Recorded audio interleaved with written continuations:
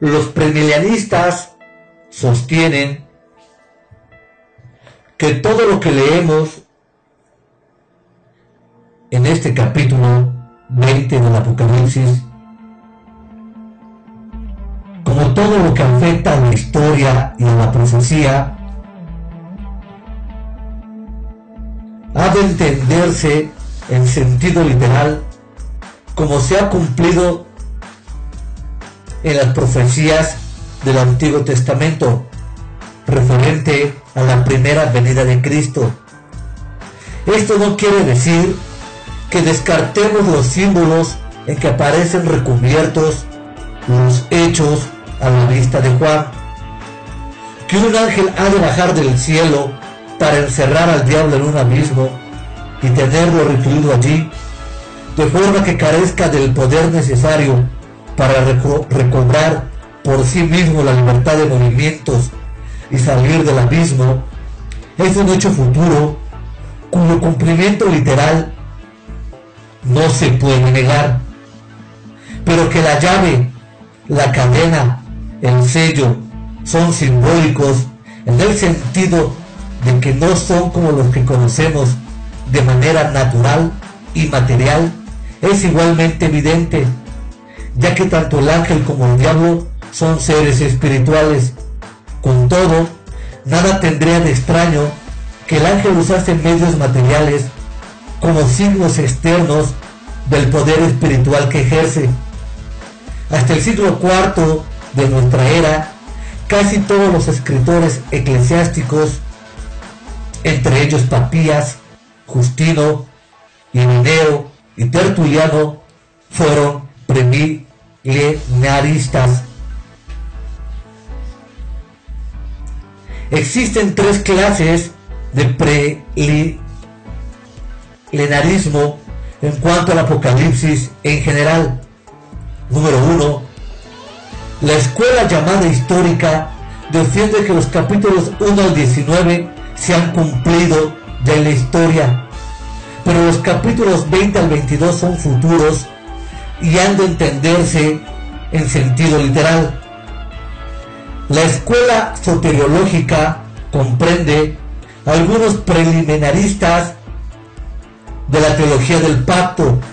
Según estos, el reino político de Cristo y la futura prominencia de Israel están subordinados al aspecto soteriológico. Número 3. La forma más popular del premilenarismo sostiene que el milenio es el cumplimiento real y perfecto del reino teocrático. Por la promesa hecha a David de que su reino y el trono davídico sobre Israel había de ser eterno, como lo confirma el anuncio de Gabriel a María. Entre los defensores de esta escuela destacan Derby, Ironside, Washington, Gamaliel, Scofield, Schweider, Newell, Luis Schaeffer, Walmore, Pentecost, Rieri, Feinbergen, Smith y muchos otros que alargarían demasiado la lista, pero que por la prominencia que estos autores dan a Israel dentro y fuera del presente dispensación de la Iglesia, a esta línea de pensamiento se le llama, por consiguiente, dispensacionalista. Con esta interpretación todo encaja perfectamente. Los acontecimientos postreros de los capítulos 19 y 20 se desarrollan en una secuencia que está marcada por los 7. Nótese también que en el capítulo 20, versículo 7, todo el libro, desde el capítulo 6, se explica admirablemente con un desarrollo en espiral que es fácilmente identificable. El doctor John Lloyd, en uno de sus estudios sobre el Apocalipsis, hace alarde de su reconocido talento al encontrar cerca de 20 objeciones contra la línea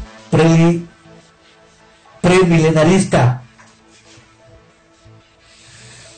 por el tremendo prestigio de que gozaba, y no solo en la Gran Bretaña, me ha parecido oportuno considerar las más salientes, a las que pueden reducirse las demás. Su argumentación muestra, una vez, como partiendo de premisas equivocadas, se puede montar todo un tinglado de afirmaciones que en realidad carecen de toda base. Primera objeción. En todo el Nuevo Testamento no aparece indicio alguno del milenio. ¿Es que no son suficientes las 6 veces en que esos 1000 años se repiten en este capítulo? Tampoco la concepción virginal de Cristo se halla en ningún lugar del Nuevo Testamento, excepto en Mateo 1, versículo 18. ¿Diremos por esto que no tiene base en la Escritura? ¿Y qué diremos de los numerosos pasajes proféticos del Antiguo Testamento que se refieren al futuro reino mesiánico en la tierra, aunque no se le llame de 1000 años? Segunda objeción. Hace del reino de Dios algo terrenal y lo pospone enteramente para el futuro. Me extraña que alguien tan experto en las Sagradas Escrituras como el doctor John Jones no se percatase de que el concepto de reino de Dios o reino de los cielos abarca, como dice, muchas provincias. Efectivamente, el reino comprende bendiciones espirituales que ya están al alcance de todos que cumplen las condiciones de arrepentimiento y fe, con las que todo creyente entra en la esfera espiritual de dicho reino, al hacerse súbdito del rey. Pero hay otras promesas benditas de tipo material que se cumplirán únicamente en el reino mesiánico milenario. Recuérdense que Jesús, el Mesías, nunca es llamado rey de la iglesia, sino rey de Israel. Tercera objeción. Ya no existe ninguna distinción entre judíos y gentiles. No hay distinción en cuanto a la salvación eterna, pero sigue habiéndola en cuanto a la procedencia racial. El judío que se hace cristiano no por eso deja de ser judío, y lo mismo digamos del gentil. Sí, como suelen hacerse todos los antidispensacionalistas, entendemos así. Gálatas 3, versículo 28. ¿Acaso diremos que ya han desaparecido todas las diferencias entre esclavo y libre, entre varón y hembra? Cuarta objeción. Si existiese el milenio, Cristo no vendría como viene el ladrón. Esta objeción puede valer contra los postmilianistas, pero no contra los premilenianistas, pues estos ponen el milenio después de la segunda venida de Cristo. Quinta objeción. Y que al doctor John Jones le parece una de las más contundentes. Si se admite el milenio en la tierra, tendríamos en este mundo santos ya glorificados conviviendo con otros que estarían todavía en la carne, algunos de ellos pecadores, muy pecadores. El argumento tendría fuerza si los santos ya glorificados conviviesen con pecadores en el cielo, donde no puede entrar nada manchado. Pero, ¿es que los santos se van a manchar por convivir con pecadores en una tierra purificada que se hallará en unas condiciones últimas y exclusivas? Sexta objeción. El preliminarismo pone 2 segundas venidas de Cristo y 3 resurrecciones. Ningún premileniarista admite 2 segundas venidas, ya que en en el arrebatamiento de la iglesia, no es propiamente Cristo quien viene a la tierra, sino que es la iglesia la que sube para recibir al Señor en el aire. Primera de Tesalonicenses, capítulo 4, versículo 17. No es sino 7 años después, cuando posa sus pies sobre el Olivet, según Zacarías 14, versículo 4. En cuanto a las resurrecciones, no admitimos 3 sino 2, conforme lo indica claramente Apocalipsis capítulo 20, versículos 4 y 6. Lo que ocurre es que en la primera hay varias fases ya indicadas en 1 Corintios capítulo 15, versículos 23 y 24. Séptima objeción. Las escrituras hablan del último día, y el último día es el último día. El último día de que las escrituras no es otro que el día de Yahweh. Y el día de Yahweh no es un día de 24 horas, sino un periodo determinado de tiempo, puede ser 1000 años y algo más, en el que Dios ejecutará sus últimos juicios sobre la humanidad. Basta un ligero repaso a los libros proféticos de la Biblia, en especial los profetas menores, para percatarse de ello. Pasando ya al análisis de los versículos 1 y 3, se nos dice que Juan vio un ángel. Son 14 las veces que en Apocalipsis ve Juan ese ángel. El ángel del versículo 1 tiene por delegación divina la llave del abismo. El abismo es un lugar de demonios y espíritus inmundos. Este ángel tiene encomendadas 6 funciones. Número 1, prender al dragón. Número 2, atarlo y tenerlo atado por 1000 años. Número 3, arrojarlo al abismo. Número 4, usar una llave para encerrar allí al diablo. Número 5, sellar la prisión. Número 6, volver a soltar al diablo al final de esos 1000 años. No cabe otro lenguaje más apto para indicar la incapacidad del diablo en orden a hacer daño durante ese tiempo. Dicen los amilenaristas que Satanás está atado ya. ¿Cómo se puede sostener eso a la vista de tantos lugares en el Nuevo Testamento?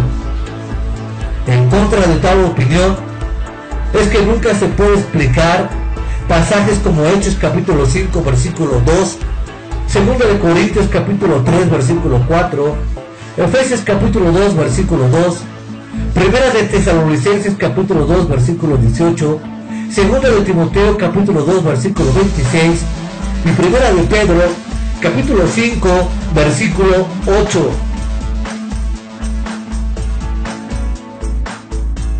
Notará el lector y el que escucha estos videos que como en el capítulo 12 versículo 9 se le dan al diablo los 4 epítetos que lo identifican perfectamente: dragón, aquella serpiente antigua, el diablo y Satanás. Pero dirá alguien, ¿es que el diablo no está, ya ha estado siempre en el infierno? Pues no. La palabra de Dios nos asegura que eso no es así. Hasta Apocalipsis capítulo 12 versículo 8 y Efesios capítulo 6 versículo 11 y 12 vemos que el diablo y la mayor parte de sus ángeles, excepto los de Judas versículo 6, están ubicados en el cielo atmosférico.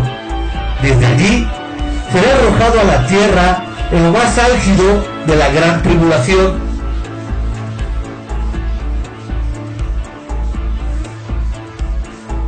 Ahora, en el tiempo señalado, en el versículo 3, el presente capítulo es arrojado de la tierra al abismo, que no es todavía el infierno. Finalmente, en el versículo 10, lo vemos arrojado ya al lago de azufre ardiente, es decir, al infierno. Durante los 1000 años en que el diablo está en su encierro temporal, no definitivo, tenemos el reino mesiánico milenario en la tierra.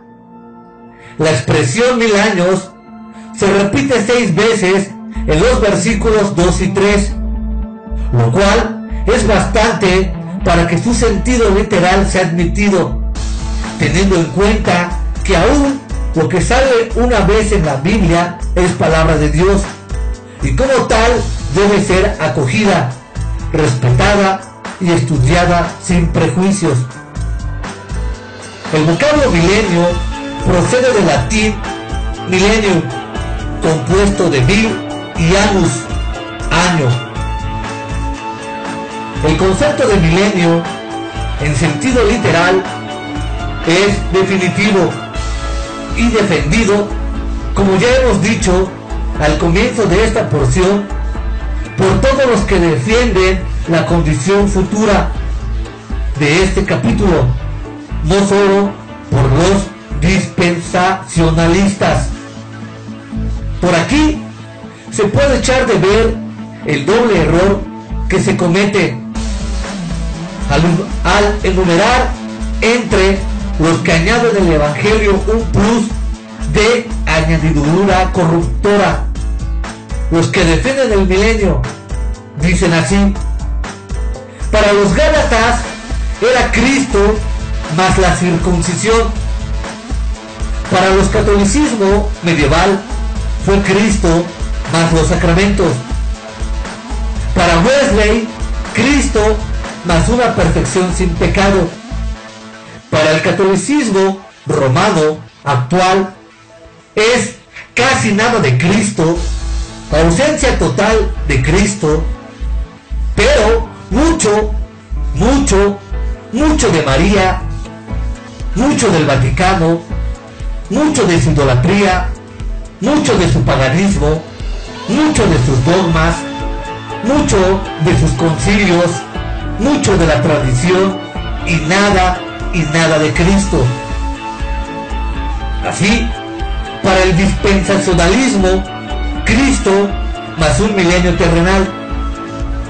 Y digo que es un doble error por lo siguiente. Número 1.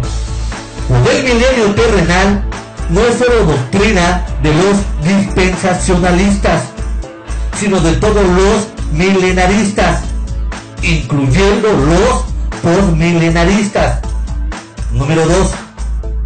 Pero el error más grave es pensar que el milenio terrenal es un plus erróneo, una especie de excrescencia nociva que se añade a la cristología, siendo así que en la trama general de la escritura, ya desde el Antiguo Testamento, el milenio forma parte integrante de la cristología. Capítulos enteros y porciones considerables de la escritura, así como de los profetas, dan testimonio a ello. No podemos dejar sin analizar algunas expresiones interesantes de los versículos 2 y 3. El que el verbo aparezca por sujetón en la Nueva Versión Internacional y Reina Valera 1960 lo traduzca por prendió, es en el original el griego ekretase, cuya raíz es kratos, que indica no solo lo sujetó, sino que lo domó, le pudo, como decimos vulgarmente en España. Número 2. Selló por encima de él. Esta palabra es un hebraísmo para indicar que la puerta del abismo, colocada en la parte superior, no en uno de sus lados, quedó sellada con el sello inviolable de Dios, Era propio de los reyes antiguos sellar con su sello las cosas que querían que permanecieran intactas, como en el caso de Daniel capítulo 6 versículo 17. El fin de este encarcelamiento del diablo es para los que no engañase, del griego inana, ni me place, o no extraviase más a las naciones, como veremos al estudiar el versículo 7 y 9. El corazón del hombre no habrá cambiado tampoco en este reinado de paz y de prosperidad del milenio, por lo que Cristo tendrá que gobernar aún entonces con cetro de hierro, y al final del milenio se descubrirán los perversos pensamientos del corazón humano. Número 4. La expresión por poco tiempo significa que entre el reclutamiento de los últimos enemigos para dar la batalla en la llanura palestinense y su destrucción por obra del fuego bajado del cielo, ha de pasar poco tiempo, quizá muy pocos días, dado los medios de transporte que ya tenemos en la actualidad, y que en aquellos días es de suponer que sean más rápidos todavía. Versículos 4 y 6. Estos versículos contienen de forma muy concisa lo relacionado con el milenio. Versículo 4.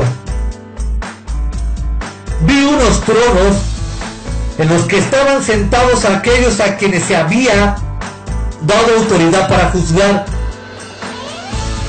y vi las almas de los que habían sido decapitados por el testimonio que habían dado de Jesús y por la palabra de Dios. No habían adorado a la bestia, ni a su estatua, ni habían recibido su marca en la frente ni en la mano. Volvieron a la vida y reinaron con Cristo 1000 años. Los restantes muertos no volvieron a la vida hasta que estuvieron acabados los 1000 años. Esta es la primera resurrección. Felices y santos son los que toman parte en la primera resurrección. La muerte segunda no tiene poder sobre ellos, sino que serán sacerdotes de Dios y de su Cristo, y reinarán con él 1000 años. El versículo 4 se puede dividir en 4 partes. Número 1. En las fases primeras se nos relata una nueva visión del apóstol Juan.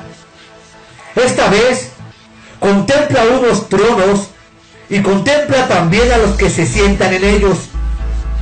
El Señor les dijo, en efecto, a los apóstoles que habían de juzgar a las 12 tribus de Israel, dándonos así una clave para establecer, dentro de la cronología de los últimos tiempos, el tiempo del juicio sobre Israel, el cual está marcado por las 2 parábolas del Señor. Este juicio es anterior al de las naciones, y este, a su vez, al de los ángeles caídos. Como ocurre siempre en Apocalipsis, la autoridad para juzgar les será dada. Número 2. Después, Juan ve a las almas de los decapitados, que estos decapitados son los mismos. En el capítulo 6, 12 y 13 es evidente, pues todas las características concuerdan. En efecto, estos mártires habían sido decapitados por no someterse a la autoridad tiránica de la bestia, por no someterse al yugo de la iglesia apóstata católica romana. En la iglesia hemos visto que se encontró la sangre de los mártires y que ella fue la perseguidora precursora, promotora y asesinadora de miles de creyentes en la humanidad. Así, de esta forma, los que no habían adorado a ella ni a su estatua, ni habían recibido su marca, requisito indispensable para poder comprar y vender durante la gran tribulación. Finalmente, se dice de ellos que vivieron después de haber sido decapitados, lo cual significa que resucitaron, que volvieron a vivir, y ya resucitados reinaron con Cristo 1000 años. El autor sagrado lo expresa en auristo, porque lo ve ya desde el punto de vista del final del milenio y en el comienzo de la eternidad. Nótense con respecto a esto un par de detalles. Número 1. Si el reino mesiánico milenario ha de ser terrenal, aunque no proceda de este mundo, estos han de reinar también en la tierra. Una comparación con el capítulo 3 y capítulo 5 puede llevar a cierta confusión, como parece haber confundido a miles de intérpretes. No se dice, ni quizá se insinúa, incluso, que la tierra es un lugar donde reinarán con él en Cristo. La solución está en que sus tronos estarán ciertamente en el cielo, pero ellos ejercerán sus funciones regias durante el milenio, cumpliendo sus servicios en la tierra, administrando el reino universal durante 1000 años. Inciso B. Un análisis de Isaías capítulo 65, versículos 17-25, nos muestra implícitamente la ausencia de muerte para los fieles que no hayan muerto antes del milenio durante la gran tribulación, mientras que en Isaías 65:20 nos dice que habrá muerte para los impíos de corazón. Aún así, el pecador que muera a los 100 años de edad será considerado como visitado por una maldición especial. El versículo 5 comienza con un obvio paréntesis. En efecto, si en el versículo 4 aparecen ya resucitados y los demás no vuelven a la vida hasta después de los 1000 años, la primera resurrección no puede ser la de los versículos 5, sino la del versículo 4. Para escapar de esta evidencia y, con ello, la de la interpretación literal del milenio, los amilenaristas sostienen que la primera resurrección es espiritual y equivale al nuevo nacimiento. Esta opinión es muy curiosa. Así, el vocablo griego anastasis, que aparece al final del versículo 5, ocurre unas 40 veces en el Nuevo Testamento y, con la sola excepción de Lucas 2:34, siempre significa resurrección corporal, contra el sentido espiritual que le dan aquí los amilenaristas. Por otra parte, la iglesia habrá sido arrebatada en Primera de Tesalonicenses capítulo 4, versículo 17, como que la primera resurrección ocurre más que un acontecimiento único, es toda una clase de gloriosas resurrecciones. Aunque hayamos de repetir conceptos ya expresados en otros lugares, insistiremos en que esta primera resurrección consta de 3 etapas. Número 1. Primero Cristo, acompañado por los mencionados de Mateo 27, versículos 52 y 53. Número 2. Después los que hayan participado en el arrebatamiento de la iglesia. Número 3. Después los santos no pertenecientes a la iglesia y que se mencionan específicamente en esta porción por la razón de que, así como fueron públicamente humillados y maltratados hasta el extremo, también seleccionados para un triunfo notable con ocasión del establecimiento del reino de Cristo en la tierra. En esta etapa se incluyen los santos del Antiguo Testamento. 4. Finalmente, los creyentes que hayan muerto durante el milenio. Los que se opinan se apoyan a las razones siguientes. Número 1. Durante el milenio existirá la muerte. Número 2. Para la segunda resurrección, el texto sagrado usa el mismo verbo que para la primera, es decir, el vocablo esesar, vivieron, el cual engloba a creyentes e impíos. 4. En el juicio final,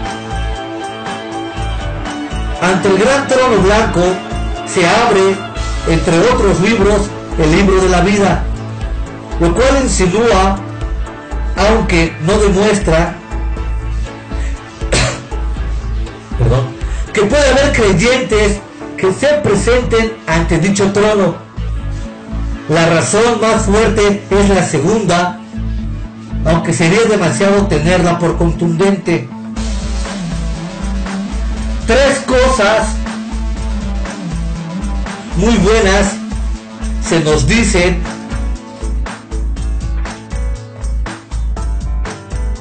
de los que toman parte en la primera resurrección. Son llamados felices o dichosos. Esto significa que se hallan en un estado de inmensa e imperecedera felicidad, en plena y perfecta comunión con Dios. Por eso son llamados también santos, del griego agios, también en singular, puesto que su dedicación a Dios es ahora también perfecta. Número 2. Sobre estos, la segunda muerte no tiene autoridad. En lo que leemos, el lago de fuego es la segunda muerte. Los que han muerto en el Señor no pueden sufrir ningún daño de la muerte segunda, pues el infierno supone condenación eterna. Y para los que están en Cristo Jesús, no hay ya ahora ninguna condenación, según Romanos capítulo 8, versículo 1. La muerte segunda no tiene ninguna autoridad sobre ellos, porque ya no puede reclamarlos una vez que han lavado sus ropas en la sangre del Cordero. Número 3. Sino que serán sacerdotes de Dios y de Cristo, y reinarán con Él durante los 1000 años. Muchos manuscritos antiguos omiten el artículo griego ta. Estas frases nos llevan a concluir que su reino participará del carácter de Melquisedec del trono de Cristo. La expresión de Dios y de Cristo es muy notable. Quizás el capítulo 1, versículo 6, arroja luz sobre ello. Él, o sea, Cristo, nos ha hecho un reino, sacerdotes para Dios y Padre. Es oficio de los sacerdotes administrar para otros las cosas pertenecientes a Dios. Esto nos pone ante un tema maravilloso. El futuro reinará de los mejores manuscritos señala la fuerza de una interpretación premilenarista. Versículos 7 y 10 En estos versículos tenemos la última batalla de la historia y la última definitiva derrota de Satanás. Cuando se hayan cumplido los 1000 años, Satanás será soltado de su prisión y saldrá a engañar a las naciones de las 4 esquinas de la tierra, a Gog y a Magog, a congregarlos para la batalla. Su número será como el de las arenas de la playa. Marcharon a través de lo ancho de la tierra y cercaron el campamento del pueblo de Dios y la ciudad predilecta de Dios. Pero descendió el fuego del cielo y los devoró. Y el diablo que los engañaba fue arrojado al lago de azufre ardiente, al que habían sido arrojados la bestia y el falso profeta. Allí serán atormentados día y noche por los siglos de los siglos. Cuando se hayan terminado los 1000 años, en la sexta y última vez que aparecen en los versículos 2 y 7, se designa el milenio con esa frase. Es entonces, al final de los 1000 años, cuando el diablo es soltado de su prisión, según ya se nos había indicado en el versículo 3, donde tenemos el mismo verbo y el mismo tiempo que aquí, del griego telesté, en auristo pasivo de subjuntivo, que indica, que nos decía que esa suelta del diablo había de ser por poco tiempo. Pero siempre que al diablo le queda poco tiempo, no lo desaprovecha de ninguna manera, ni pierde una décima de segundo. Si tan diligentes fuésemos nosotros para el bien, sabe extraer a las naciones desde las 4 esquinas, del griego goniais, que también podría traducirse por ángulos o rincones de la tierra. Un ejército tan grande y tan universal no se habrá conocido ni aún bajo el mando del anticristo 1000 años antes. Si la palabra de Dios no nos asegura que el corazón del hombre es engañoso más que todas las cosas y perverso, sería inexplicable que el diablo pudiese reclutar para su causa perversa un número de soldados como la arena del mar, después de un reinado de paz y justicia durante 1000 años, con Cristo en el trono, ya sea en persona, ya sea teniendo en la tierra como lugarteniente suyo a David o a un vástago cualquiera de la dinastía davídica. Supuesta, desde luego, la malicia congénita del corazón humano, es posible que el diablo pueda reclutar tanta gente para su causa, habida cuenta de las condiciones que habrían imperado en la tierra durante el milenio. Tal posibilidad se explica si nos percatamos de que en un lapso de 1000 años, y precisamente a causa de las condiciones de paz y prosperidad que habrán reinado sin interrupción durante todo ese tiempo, los descendientes de quienes hayan entrado en el reino mesiánico se multiplicarán prodigiosamente en el milenio hasta llenar la tierra a rebosar.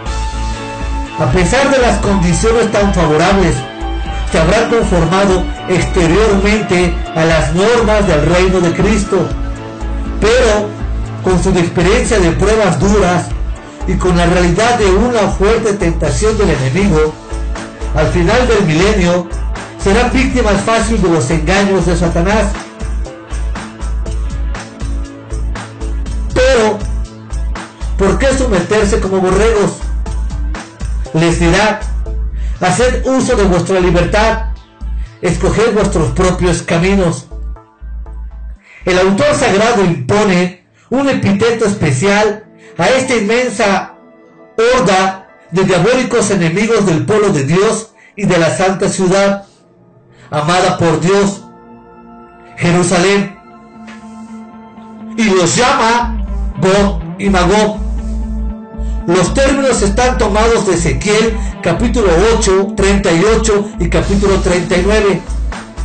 Pero la batalla que aquí aparece en Apocalipsis 20, versículo 8 y 9, es distinta la que se narra en Ezequiel. Satanás es prominente en esta, mientras que no es mencionado en Ezequiel en el capítulo 38 y 39. La invasión de Ezequiel viene del norte, mientras que esta viene de todas las direcciones. La batalla de Ezequiel ocurre probablemente antes de la batalla del gran día de Dios Todopoderoso, antes del milenio, mientras que esta ocurre después que se han terminado los 1000 años. El número de los que se rebelan contra Dios y siguen a Satanás son descritos como innumerables, como la arena del mar. Por Ezequiel capítulo 38, versículo 2, puede verse que Gog es un príncipe, mientras que Magog es un territorio. Así se cita en el Viejo Testamento: Gog es una persona, un príncipe. Magog es el nombre de su tierra. Es una región que está junto a las costas del Mar Negro, en el nordeste de Anatolia. Así aparece en el mapa de las naciones del Génesis.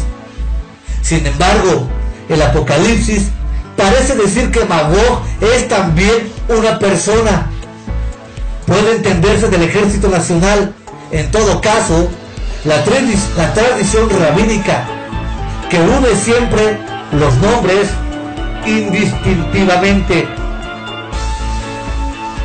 Sea como sea, la demarcación territorial de Magog no cuenta para nada en Apocalipsis 20, versículo 8, pues dichos nombres han sido usados no solo en la tradición rabínica, sino también en los oráculos sibilinos, como un símbolo de los poderes mundanos opuestos a Dios.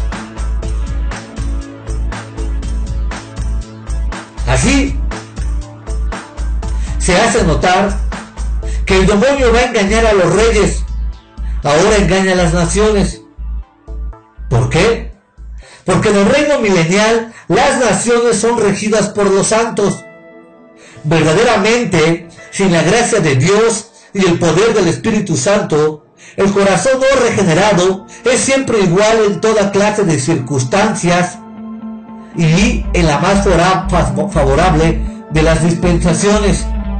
Solamente la gracia de Dios, solamente el poder de Dios a través del Espíritu Santo en la persona es el único agente regenerador capaz de guardar al hombre del pecado y de guardar al hombre de la caída. No importa la tentación, no importa la traición, no importa el dolor, no importa el llanto, no importa el sufrimiento, no importa la misma muerte, con la ayuda del glorioso Espíritu Santo, se tendrá la gracia para poder soportar con triunfo cristiano, de una manera real, la vida cristiana vivida plenamente en la cruz de Cristo. Y aquí no me refiero a los falsos chicles del cristianismo moderno evangélico protestante de la siguiente forma: despierta el campeón que hay en ti, descubre el campeón interior, has nacido para ser vencedor, has nacido para conquistar las naciones, eres un vencedor, eres un triunfador, eres un exitoso.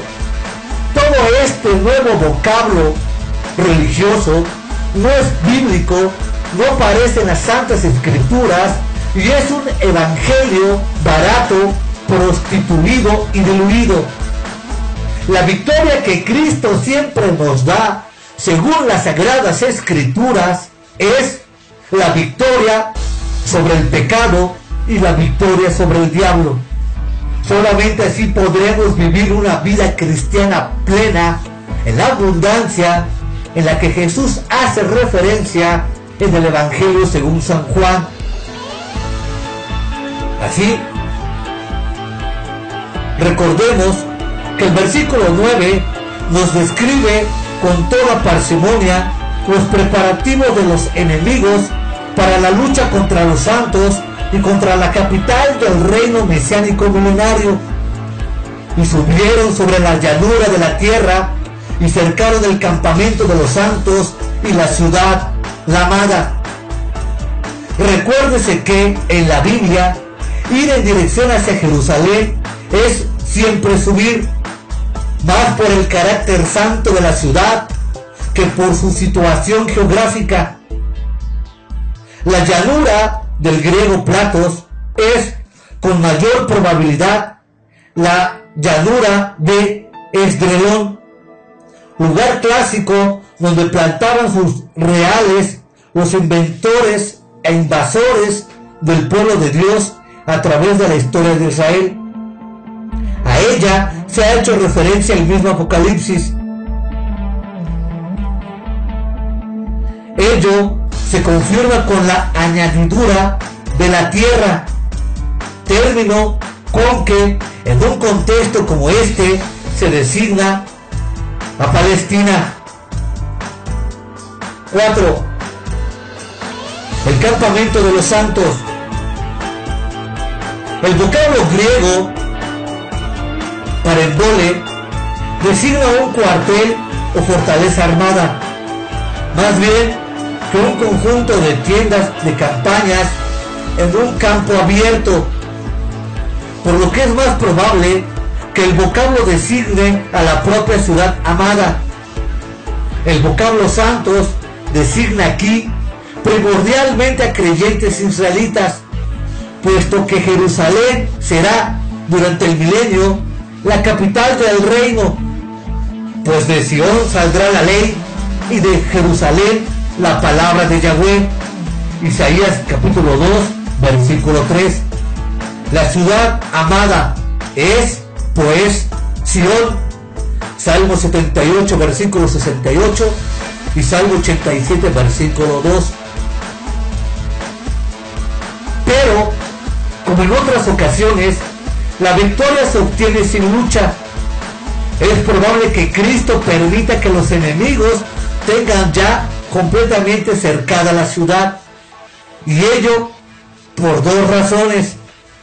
Número 1, para que la derrota de los enemigos sea más notoria, y número 2, para que los propios creyentes atribuyan la victoria únicamente a Dios, no a sus propias fuerzas. En efecto, el texto sagrado nos dice que descendió el fuego del cielo y los devoró, lo mismo que a Sodoma y Gomorra. ¡Qué contraste con el capítulo 11 versículo 8!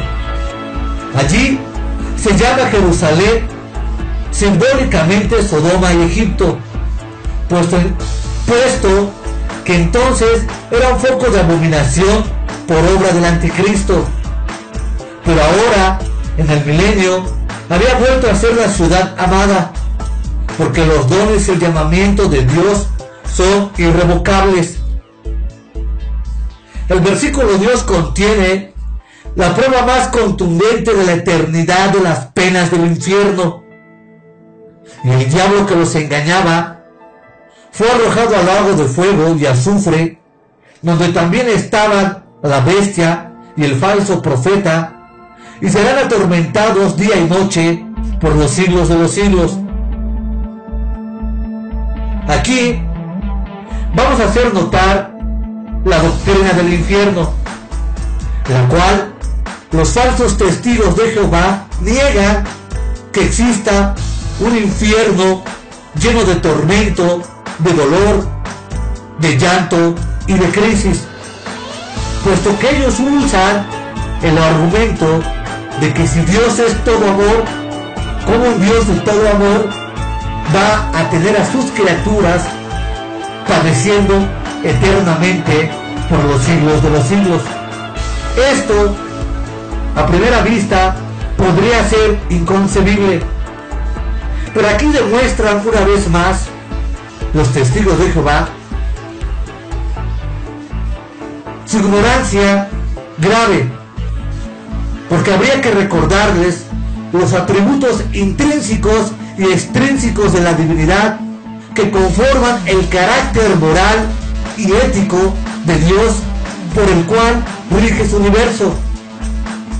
He reiterado en diversas ocasiones que Dios es amor, sí, pero también Dios es venganza, Dios es juicio, Dios es abandono, Dios es eclipse, Dios es pago, Dios es juez, Dios es justicia, Dios es cólera, tinieblas, miedo, espanto, terror. Mucha gente, cuando escucha hablar de estos atributos de Dios, se espanta y me ha dicho: vete de aquí, ese Dios que tú predicas, ese Dios que tú hablas, no es el Dios que yo conozco. Por supuesto que no, puesto que el Dios que hoy se predica en las iglesias evangélicas no es el Dios según la Biblia. El Dios que te acabo de describir aparece claramente en los capítulos 40, 41, 42, 43, 44 y 45 y 46 del libro de Isaías. Ahí encontrarás los atributos de la divinidad más serios y más fuertes con los que pudiéramos describir al Santo de Israel, dejando claro que el Nuevo Testamento, ni aún la cruz de Cristo, ni aún la sangre de Cristo anula los atributos intrínsecos de la personalidad de Dios, porque los mismos atributos los vemos a lo largo y ancho del Nuevo Testamento, y en especial en la serie del Apocalipsis que estamos estudiando. Solamente un Dios disfrazado de puro amor, de pura misericordia y benevolencia y paz y ternura, está basado en pasajes selectivos del Nuevo Testamento, pero que si tomáramos los 27 libros del Nuevo Testamento, daríamos por sentado que la divinidad que se describe en el Nuevo Testamento es la misma divinidad que se describe en el Antiguo Testamento. Dice la Biblia en Hebreos que Dios es el mismo por los siglos de los siglos de los siglos, y Él no cambiará. Y Dios no cambiará su personalidad del Antiguo Testamento y darnos otra personalidad en el Nuevo Testamento. Dios es soberano y Él no cambia. Así, notamos el énfasis que se encarga del carácter mentiroso de Satanás, el que los engañaba. Así comenzó su propia carrera, engañándose a sí mismo, y continuó engañado desde el principio de la historia de la humanidad, primero a Eva y después a miles de millones de hombres y mujeres. El lago de fuego y azufre es, como en todos los demás lugares de Apocalipsis, el infierno. Está pues muy claro que el diablo es arrojado aquí y ahora al infierno, donde estaban la bestia y el falso profeta. El verbo griego estaba no aparece en el original, por lo que en algunas versiones lo suplen de otra manera. Por ejemplo, la versión New English de la Biblia suple habían sido arrojados. Pero esto es muy significativo, ya que el verbo griego basanistesonotantomai sí aparece en la tercera persona del plural, indicando que el verbo debe entenderse como teniendo por sujetos no solo a Satanás, sino también a la bestia y al falso profeta. Así pues, en el versículo 10, la palabra de Dios enseña claramente que los impíos no serán aniquilados, como se enseña, sino que tendrán una existencia eternamente atormentada, de día y de noche, sin pausa y sin prisa, por los siglos de los siglos de los siglos. Esto es, por toda la eternidad.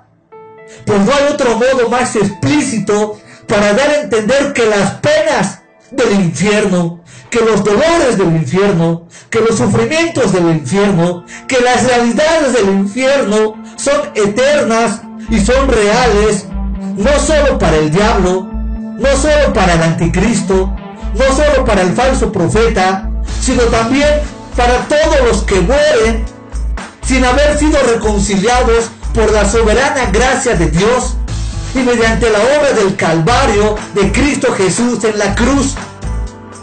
Para todos aquellos que han aceptado a un Cristo en una religión barata, en un chicle apostólico moderno evangélico, en un evangelio prostituido y barato, el acepta a Cristo no es un camino de salvación, no aparece en la Biblia, no es histórico.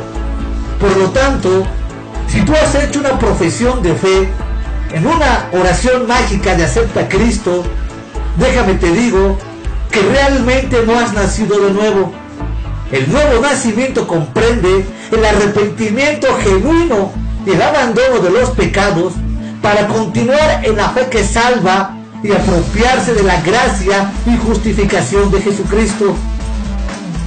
Reitero, la oración mágica de acepta a Cristo no es bíblica. Por tanto, seguimos exhortando, como dice el apóstol Pablo, os rogamos en el nombre de Dios, reconciliaos con Dios por medio de Cristo, para escapar de las penas, del llanto y del tormento del infierno. No me importa que me digan, porque me lo han dicho varias veces, que yo intento espantar, atormentar y producir miedo a la gente con la doctrina del infierno y llevarlos a Cristo. Pues bien, déjame te digo, que si ese miedo, que si ese terror, que si ese espanto, que si esa espeluznante idea de ser un día atormentado del infierno, te apartas de tu pecado y dejas de pecar y vienes a Cristo, entonces bendito temor, bendito miedo que detendrá la maldad de tu alma para ir a una vida eterna. Así, es muy claro y está establecido que los hombres mueran una sola vez y después de la muerte el juicio. Por tanto, dice un gran erudito, no hay en el idioma griego otro modo posible de declarar con mayor énfasis el castigo eterno de los perdidos que he usado aquí, al mencionar tanto día y noche por los siglos de los siglos de los siglos de los siglos.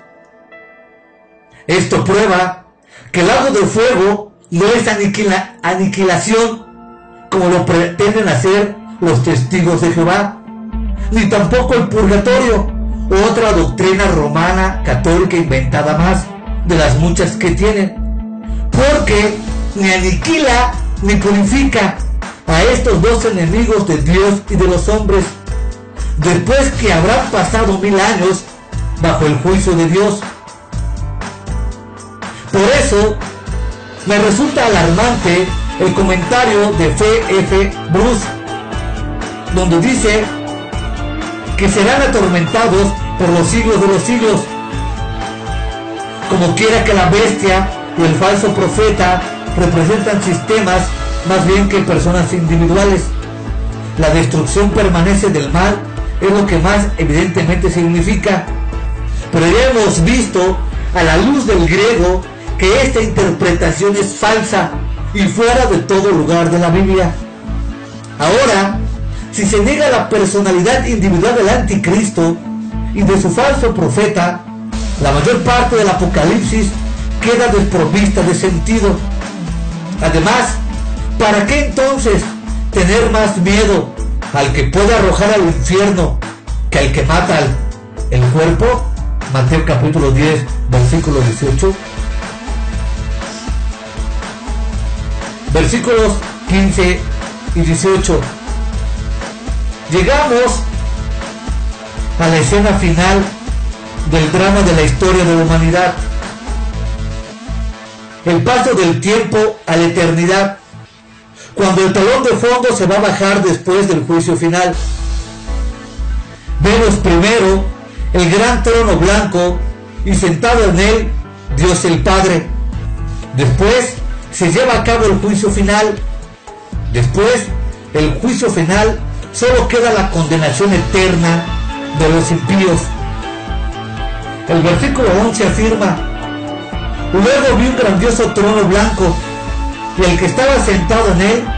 Ante la majestad de su trono desaparecieron la tierra y el firmamento, y no hubo lugar para ellos. Por la descripción que Juan hace del trono, parece ser que es distinto del mencionado del capítulo 4, versículo 2 y otros lugares del libro, aunque no pueden afirmarse con toda seguridad.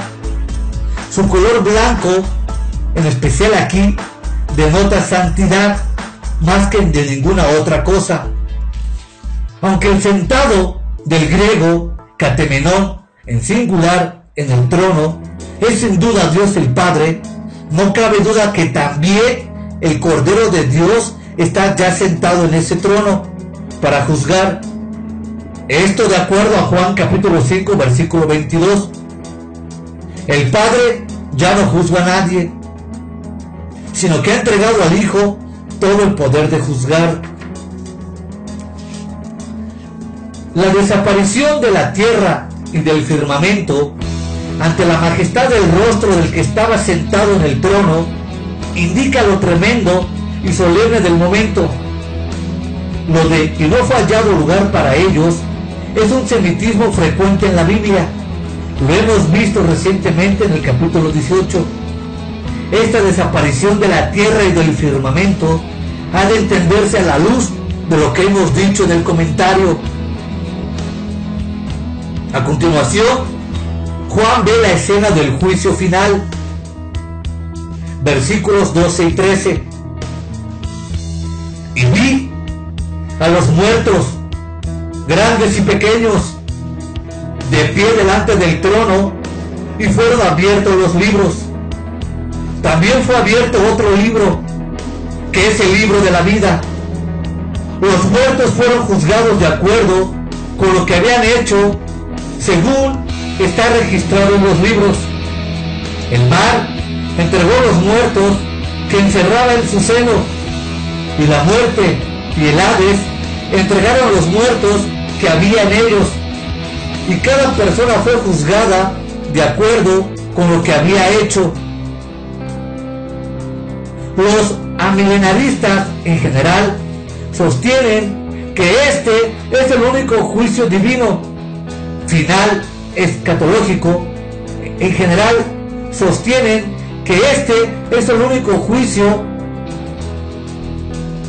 de la humanidad que le espera aún a la Iglesia de Roma, que siempre ha sostenido un juicio particular de cada ser humano independientemente después de su muerte.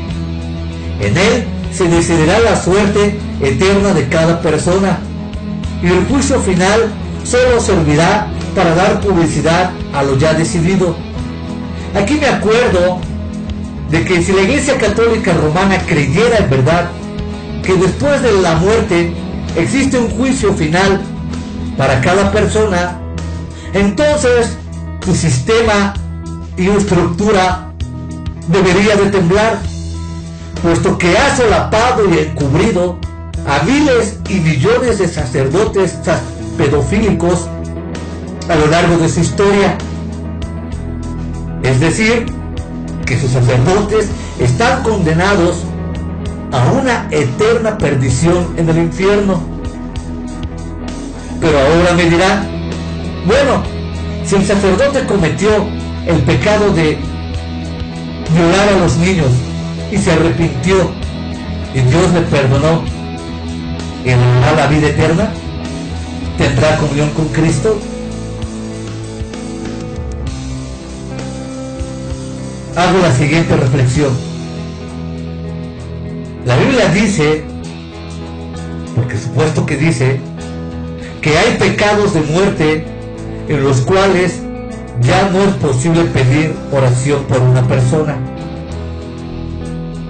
Y si este pecado tan criminal, horrendo, nefasto, pervertido, inhumano, diabólico, satánico, de violar a los niños por parte de curas sacerdotes católicos, cayera en esta categoría, pues solamente la respuesta la tendría Dios. Pero no me cabe duda que el pecado se multiplica y se multiplica porque se usa el nombre de Cristo, la Biblia, lo santo y lo sagrado para profanar a estos pequeños, para violentarlos. Por lo tanto, estoy seguro, en mi opinión, que el pecado de pedofilia sí cae en los pecados de muerte por los cuales el apóstol recomendaba ni pedir por ellos. Hago este breve paréntesis en la referencia de los pecados y de los juicios eternos porque involucra la humanidad y lo muy humanos que todavía somos. Sin embargo, todo diligente estudioso de la palabra de Dios hallará que son 5 los juicios escatológicos profetizados. Número 1, el juicio de obras del creyente ante el tribunal de Cristo, del griego bimá, inmediatamente después del arrebatamiento de la iglesia. Escrito está en Romanos capítulo 14 versículo 10, Primera de Corintios capítulo 3 versículo 12, Segunda de Corintios capítulo 5 versículo 10. Número 2, el juicio de Israel, pero previo al juicio de las naciones en la segunda venida del Señor. Mateo capítulo 25 del 1 al 30. Número 3, el juicio de las naciones, descrito en Mateo 25 capítulo 30 versículo 31 al 46. Número 4, el juicio de los ángeles caídos después del milenio, Segunda de Pedro 2:4, Judas 6 y Apocalipsis 20. Y por último, el juicio delante del gran trono blanco o juicio final, del que nos estamos ocupando en esta porción.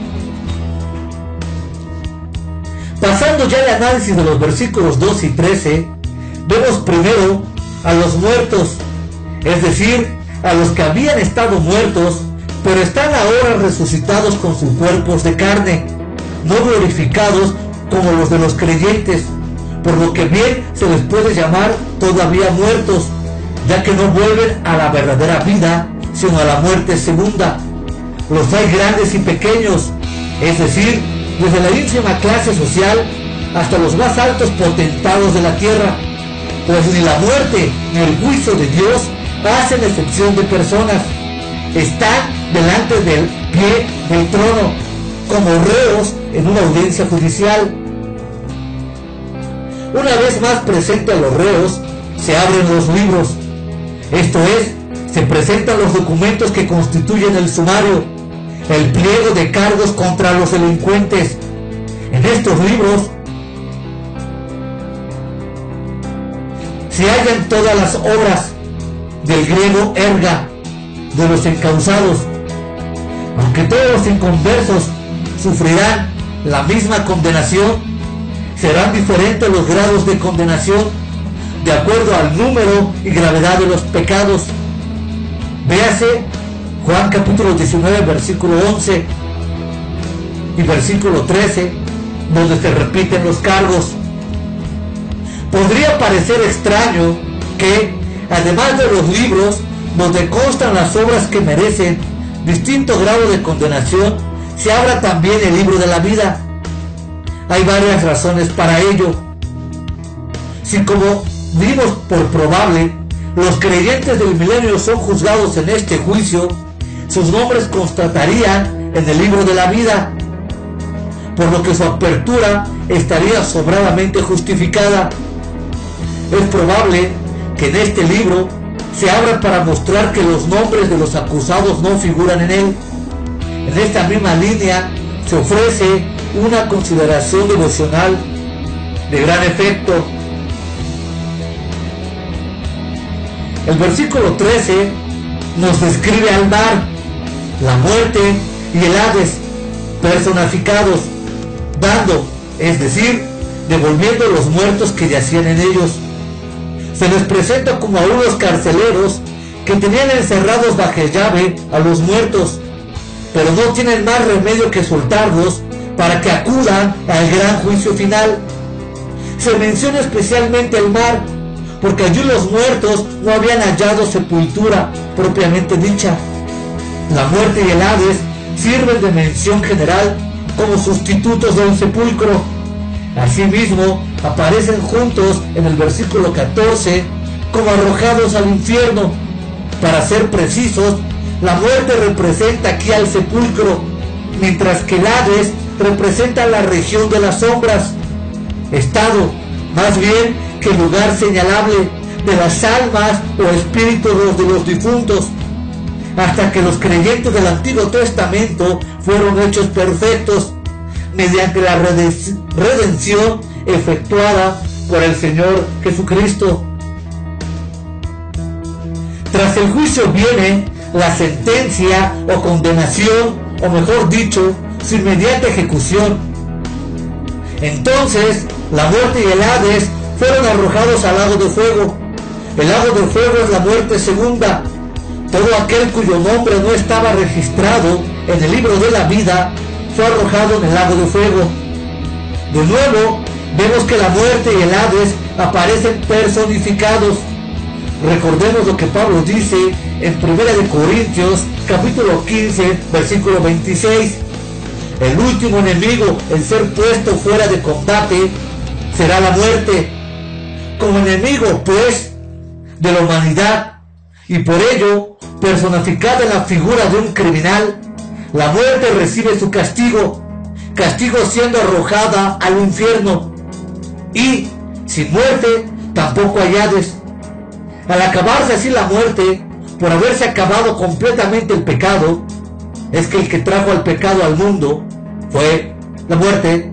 Solamente quedará la vida eterna para los que son salvos, vida eterna para los que han sido justificados en la gracia y en la sangre de Jesús, vida eterna para los que se arrepintieron y creyeron al Evangelio, vida eterna para los que creyeron que Jesús es el Hijo de Dios, el Hijo de David, el Hijo del bendito, el Hijo del hombre, la luz del mundo, la resurrección de la vida, el buen pastor, la puerta, el siervo, el soberano, vida eterna para los que creen que Jesús es el Cristo, el Hijo del Dios bendito. Es cierto que el infierno es llamado aquí la muerte segunda, la segunda muerte, pero no será muerte en el sentido en que solemos entender el vocablo, cesación de la vida física, sino en el sentido de estar siempre muriendo sin acabar jamás de morir. Muerte eterna en contraste con la vida eterna. El versículo 15 declara explícitamente que si alguien no fue hallado inscrito en el libro de la vida, fue arrojado al lago de fuego. Es una enseñanza terrible que incluso muchos evangélicos tratan de explicar en términos de destrucción final de los malvados, pero es una enseñanza bíblica y por tanto debe de admitirse como provechosa, como corrección, como verdadera palabra de Dios. La doctrina del infierno es una doctrina bíblica, escritural, histórica, enseñada a lo largo y ancho del Antiguo y Nuevo Testamento, enseñada en toda la profecía y en todo el ministerio de nuestro Señor Jesucristo. Aquí sí, Jesús enseñó la doctrina, Pablo lo enseñó, los escritores universales la enseñaron. Es una doctrina unida perfectamente en el Nuevo Testamento. El griego, epardotosis, comporta la idea de volver a poner recto desde arriba lo que se había torcido.